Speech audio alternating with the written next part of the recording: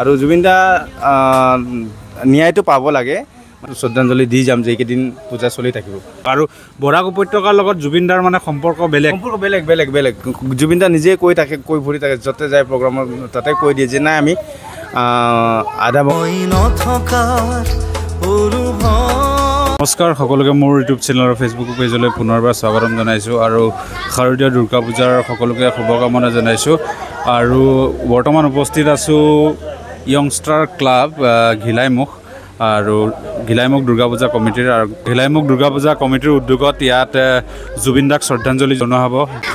জুবিন দাৰ যিহেতু কৰিমগঞ্জ জিলাৰ লগত সম্পৰ্ক বহুত মানে পুৰণি বুলি ক'ব লাগিব, যিহেতু তেওঁ ইয়াত 8 বছৰ কাল ইয়াতে আছিলে আৰু কৰিমগঞ্জ জিলাৰ বদৰপুৰ থানাৰ অন্তৰ্গত মানে বৰ্তমান শ্ৰীভূমি জিলাৰ বদৰপুৰ থানাৰ অন্তৰ্গত ঘিলাইমুখ গাঁৱত মানে য়ংষ্টাৰ ক্লাবে আয়োজন কৰিছে জুবিন দাৰ শ্ৰদ্ধাঞ্জলি অনুষ্ঠান। এইটো আজিৰ ষষ্ঠী আৰু ষষ্ঠী পূজা দিনাই তেওঁলোকে শ্ৰদ্ধাঞ্জলি অনুষ্ঠান আয়োজন কৰিছে আৰু জুবিন দা সকলোৰে মৰমৰ আৰু দুৰ্গা পূজাটো বৰ্তমান খেমেকা হৈ আছে, তথাপিও দুখৰ মাজতে দুৰ্গা পূজা আমি উদযাপন কৰিব লাগিব আৰু তেওঁলোকৰ এই শ্ৰদ্ধাঞ্জলি অনুষ্ঠান কিছু মুহূৰ্তৰ পিছতে আৰম্ভ হ'ব আৰু আপোনালোকক দেখুৱাবলৈ চেষ্টা কৰিম। আৰু কমিটিৰ বিষয়ববী আছে, বহুত কষ্ট কৰি আছে। জুবিন দাৰ বিষয়ে কি ক'ব?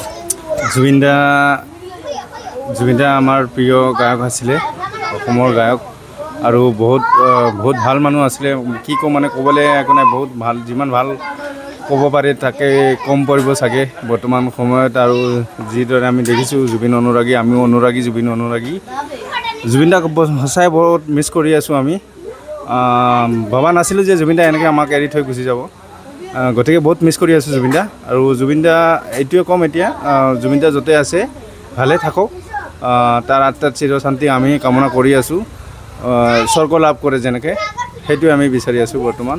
আৰু জুবিন দা ন্যায়টো পাব লাগে, মানে কি হ'ল কি নহ'ল সেইটো আমি নাজানো,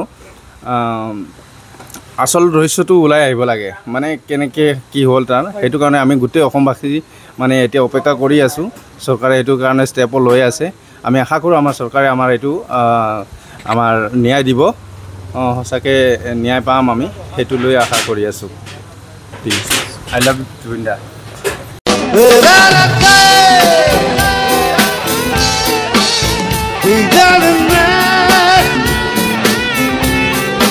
ইতিমধ্যে শ্ৰদ্ধাঞ্জলি অনুষ্ঠান ইয়াত কৰা হৈছে য়ংষ্টাৰ ক্লাবৰ পৰা আৰু য়ংষ্টাৰ ক্লাবৰ বিষয়ববীয়া আৰু সদস্যসকল আছে, তেওঁলোকৰ পৰা আমি জানিব বিচাৰিম মানে এই জুবিন দাক শ্ৰদ্ধাঞ্জলি জনোৱাৰ। জুবিন দাৰ শ্ৰদ্ধাঞ্জলিটো হ'ব লাগে না, এনেকুৱা আৰু কি ক'ম, বহুত দুখত আছোঁ আৰু কিমান দিন হ'ল, কি হ'বতো নাজানো, যি হ'ব ভালে। আৰু এই য়ংষ্টাৰ ক্লাবৰ পৰা মানে বাৰ্তা কি দিবা? বাৰ্তা সেইটোৱে দিব বিচাৰোঁ আমি, আমাৰ এতিয়া জুবিন দাৰ ন্যায়টো আমি পাব লাগে। যি ঘটনাটো ঘটিছে তাৰে কাৰণে আমি ৰখি আছোঁ আৰু চৰকাৰৰ ফালে আমি চাই আছোঁ। মানে চৰকাৰে পদক্ষেপ লৈছে আৰু ল'ব বুলি কৈ আছে শুনিছোঁ, কিন্তু ল'ব বুলি ক'লে নহ'ব, এইটো কৰিবই লাগিব। কাৰণ গোটেই অসমবাসী জানে আৰু চৰকাৰেও জানে যে জুবিন কি আছিলে, চবেই জানে মানে, গতিকে এইটো ষ্টেপ ল'বই লাগে।